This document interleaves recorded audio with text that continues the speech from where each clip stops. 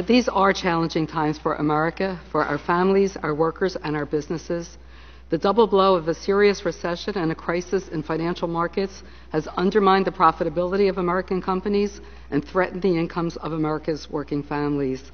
Our values and character as a nation will be revealed in how we meet these challenges.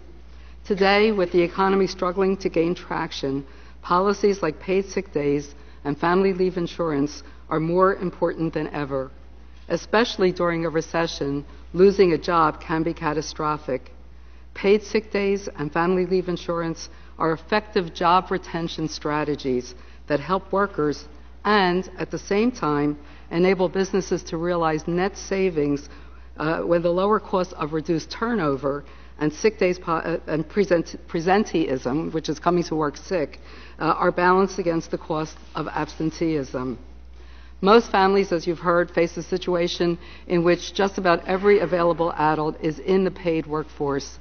Paid sick days and family leave insurance let everyone who works for pay be good family members and good employees.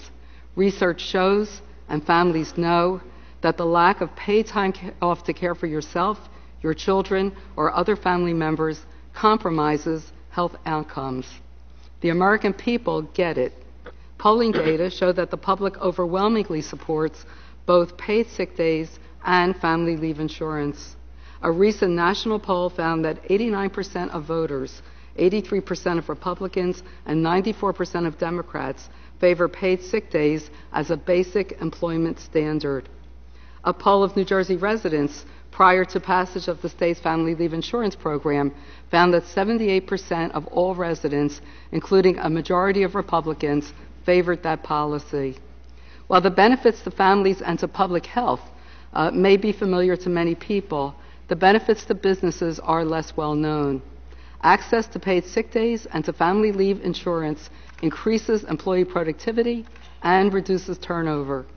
Turnover is very costly for employers, and access to paid time to care for yourself or a family member significantly improves retention and reduces these costs.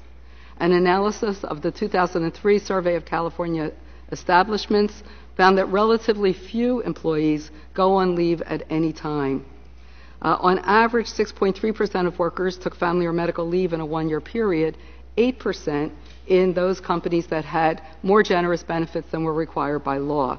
However, what we also found is that 88% of workers returned to their previous employer if there were more generous leave benefits. And in particular, small businesses with more generous leave benefits found that 95.4% of leave takers returned to their job. A cost-benefit analysis in California showed very high savings for both employers and for state government when people don't go on welfare or TANF or food stamps. So both employers and the state benefited. In Massachusetts, a cost-benefit analysis found that while it's true that employers would pay $218 million annually as a group as a result of paid sick days, the benefits, mainly from reduction in turnover, but also from preventing the rest of the staff from getting sick and so on, led to a savings of $348 million annually. The weekly per worker cost of paid sick days would be $1.49, while savings per worker would be $2.38, for net savings to employers of 89 cents per employee per week. And this includes benefits that would have to be paid. Employers are often concerned that providing employees with paid sick days or family leave insurance will lead to skyrocketing employee absences. The data suggests that this fear is unfounded. Now, while it's true that many businesses offer their employees paid sick days, what we know is that these benefits apply mainly to full-time workers and mainly to the higher paid workforce. 71% of full-time workers have paid sick days, only 27% of part-time workers, and access is very uneven, with those making $15 an hour or less very unlikely to have access to paid sick days. If we turn to family leave insurance, we see that California and New Jersey are the first states to implement it. Washington State has passed it, but has not yet implemented. In both of these states, the benefit is the insurance premiums are fully paid by the employees. They pay into a state insurance fund.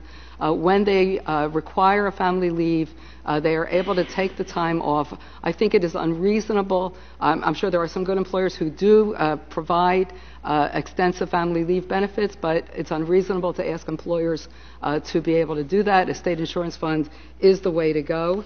And in the two states, there are no new mandates on employers, only that if your kid gets hit by a car, your mother has a stroke, you need to take a few weeks off, you can collect.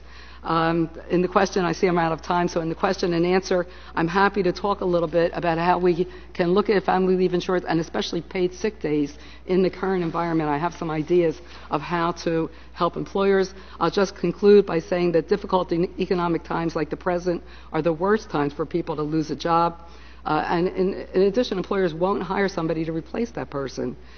Family leave insurance and paid sick days enable workers to maintain a stable stream of income and underpins consumption when workers must miss work. Thank you very much.